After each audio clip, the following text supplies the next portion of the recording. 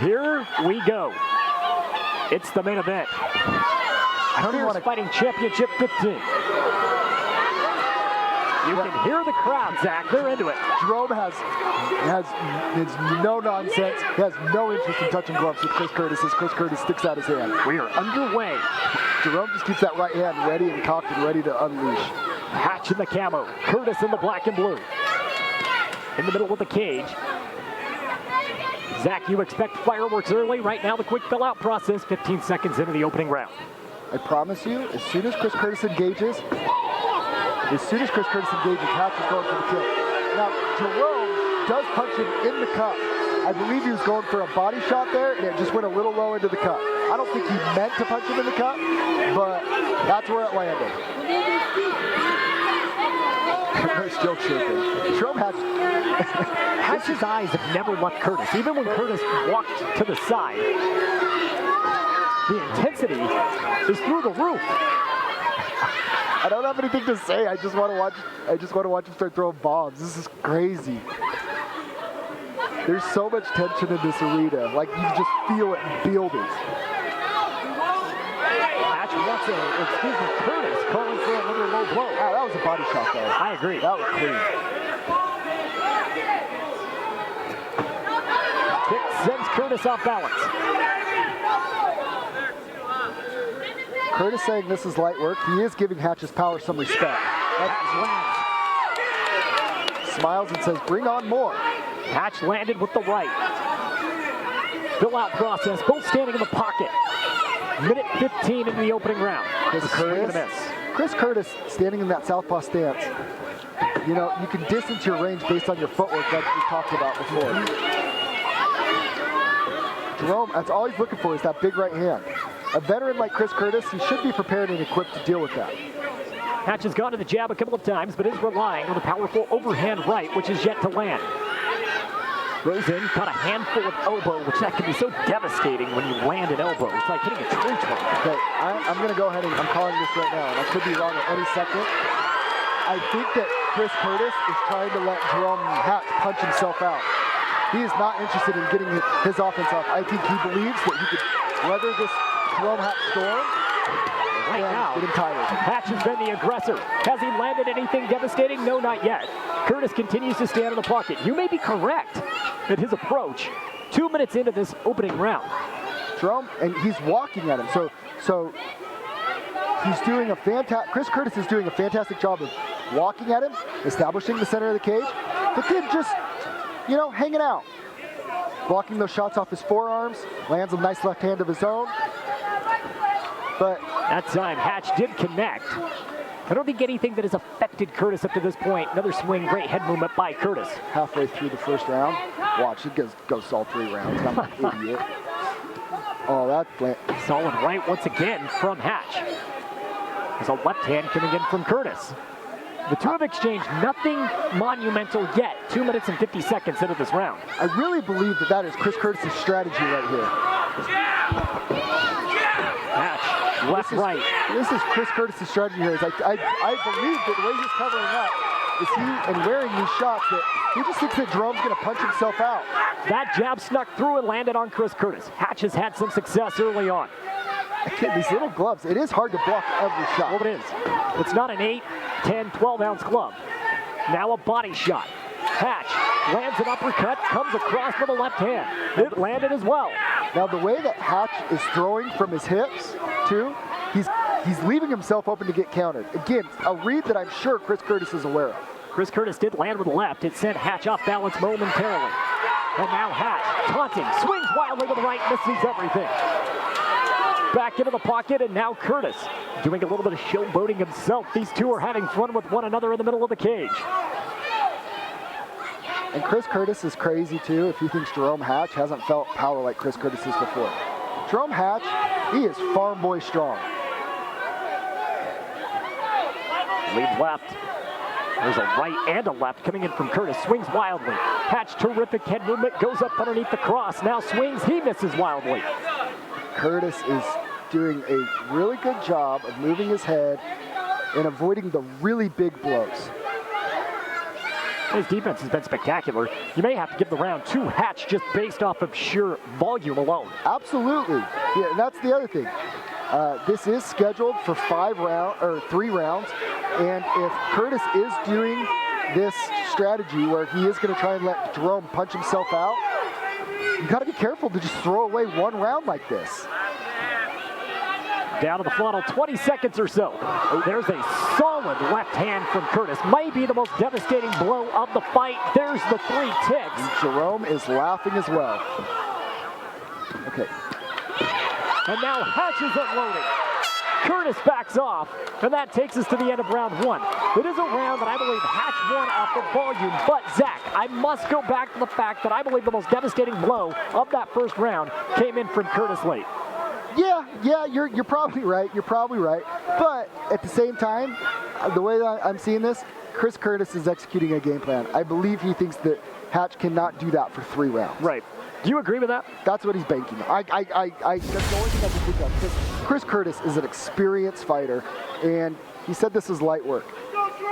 To me, Chris Curtis is facing this a lot like a veteran fighter would face a sparring round with a less experienced amateur fighter, like a pro fighter to an amateur fighter. Letting him hit, letting him get off or whatever. I would suspect this round, he starts going to work.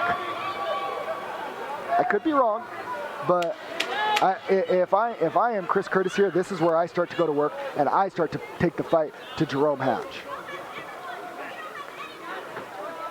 Yeah.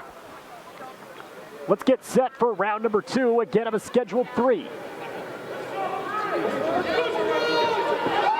Well, the mannerisms between the two in the cage have been entertaining with the price of admission alone. It's been very interesting. You know, they're hittable. They're showmen. Both of them are showmen. You know, Jarome Hatch always brings the crowd. Chris Curtis has been on the big stage, and this is what he does. You know, you don't get to be 24-8 and fight what Chris Curtis has and not be highly entertaining. Crowd still on their feet here at the Maverick Center. Jarome getting a lot of encouragement from his all of his fans here. Again, he is the aggressor. As Curtis stands back now, backing up. The way that Jarome throws those bombs, though, he's got to be careful of a counter. I just feel like it's coming. And there's Curtis is starting to open up a little bit. We've seen a high kick, and that was the most aggressive uppercut combination we've seen Chris Curtis throw. Starting to see the tempo pick up from Curtis offensively just a tad as we're about a minute into the second round. And that time, he fully lunged at Hatch. It's the first time he's done that all fight. Yeah, like I said, I think he's going to start trying to implement his offense a little bit more and open it up. I mean, there is absolutely zero doubt who the more technical, experienced fighter is, or of these high-level fights. It's Chris Curtis. But this is the beauty of MMA. A brawler, all it takes is one punch and can put a technical guy's lights out. And neither of them have any interest in clinching or grappling. Right hand for Hatch to the body. Goes high, Curtis underneath, lands one of his own. And Hatch is doing a beautiful job going to the body, and then he's looking at his belly and coming back up top. Some knees from Curtis. None of them getting through, though. Hatch doing a really good job blocking. Tries to counter with a flurry of his own. Hatch goes back into the pocket, swings. Curtis able to come back with quick offense. The pace is picking up, there's no doubt. And now Curtis leads with a jab.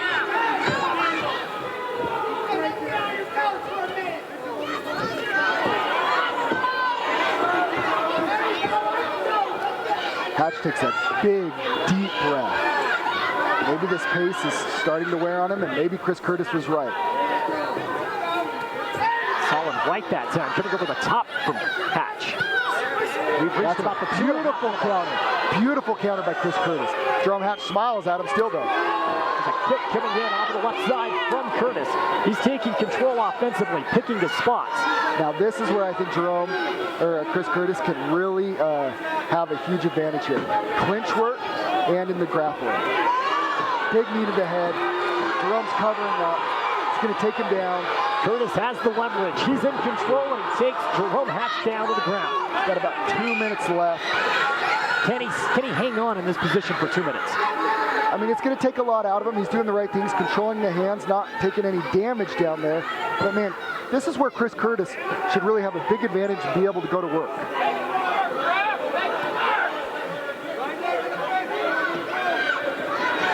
Curtis lands an elbow. Hatch doing a good job trying to get his guard back. The Hatch is starting to bleed and open up pretty good here. It's the first signs of blood trickling down from the nose of Jarome Hatch. Chris Curtis doing some work. He's been in control in round 2 after a very difficult round 1 to score that we believe was in favor of Jarome Hatch from a sheer volume standpoint. Oh. But Curtis has changed it in this round. Absolutely. And like I said, I kind of anticipated Curtis starting to take control in this round, and that's where his experience is going to come in. Kind of let Jarome punch the power out of his arms, and then, you know, kind of, Jarome's left eye is completely swollen shut now. Yes, it is. Something to pay attention to with nearly 1 minute to go here in round number 2. Chris Curtis has taken complete control. Now he's in side control. Yeah, good job by Hatch getting his half guard back down. He's going to try and get on that hip and get back to pulling full guard.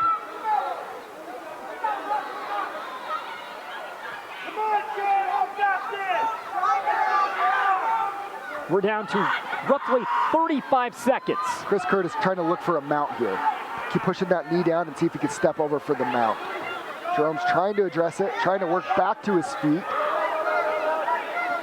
This is not where you want to be if you're Jarome Hatch turtled up here. He's got about 20 seconds left in the round. And Hatch It's back to his feet. gets back to his feet, but he did absorb a couple of lefts coming in from Chris Curtis. How effective has the left hand been in this round for Curtis, by the way? Huge.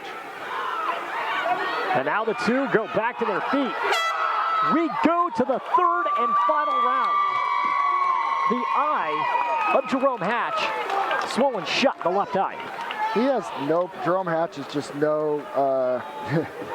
Jarome Hatch is just, he has no quit in him. So if Chris Curtis thinks that's going to do it, and he broke Hatch, he's crazy. Hatch is going to come try and take his head off here. Now here's the question. How much does Hatch have left in the tank for this third and final round? That is grueling to be on the bottom like that. He is using all of his energy to just survive right here.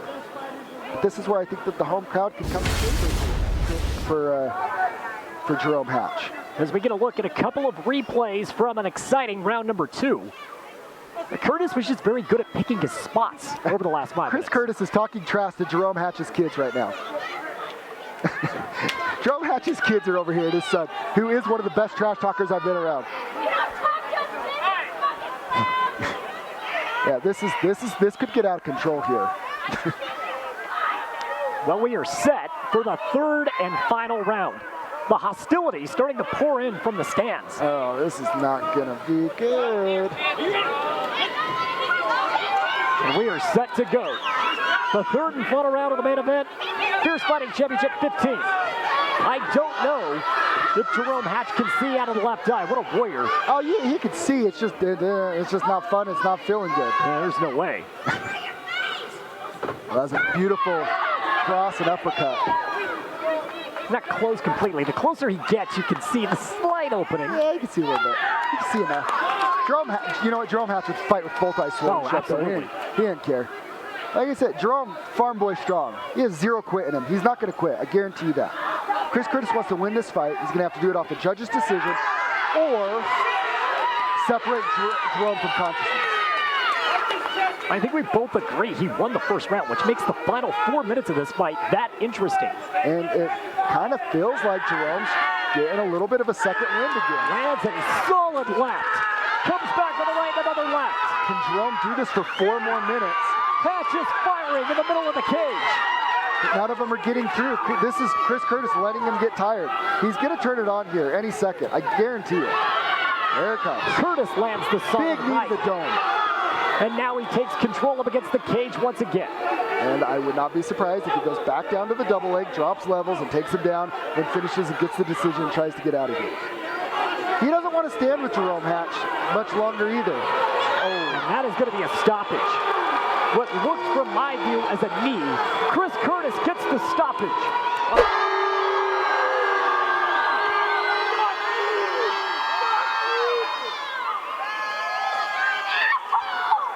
Hey, Chris, that was a good fight. Did you study Jarome before the fight? Did you know what kind of a fighter he was? We watched his last fight. You know, he's hard-nosed brawler, makes him come out, throw everything at 100%. So we're kind of like, you know, if he's gonna throw, he's strong, he's got heart, but he's not really technical. So I knew I'm a better boxer by far, so let him wear himself out, get my points, do my damage. I'm still pretty, he's busted up, so the plan worked. So tell us where you come from and who you've been training with and who you'd like to thank. Oh yeah, I'm out of Las Vegas, Nevada, Extreme Couture, Syndicate MMA, Freestyle MMA, Coach Go Course, hit me right now. I train everywhere in Vegas, man. I train with top 10 guys in the world every day. So, you know, I knew he's got a good record. He's fought a lot, but there are levels to this. And I just showed he can't see my level yet. Well, we're glad to have you out here to Utah. Hope you had a good experience here. We'd like to welcome you back if you ever like to come back. Anybody else you'd like to thank or anything you'd like to say?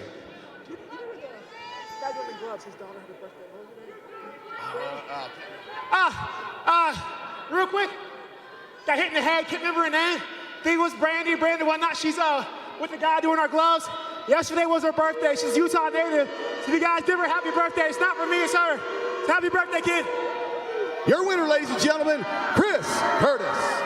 Hey everyone, thank you so much for watching Fierce Fighting Championship on YouTube. For more daily content, make sure to click that subscribe button as well as the bell so you don't miss any of our daily fights, podcast clips, highlights, as well as our full weekly podcast. If you want to tune into one of our live shows, go ahead and head over to fiercefightingchampionship.com.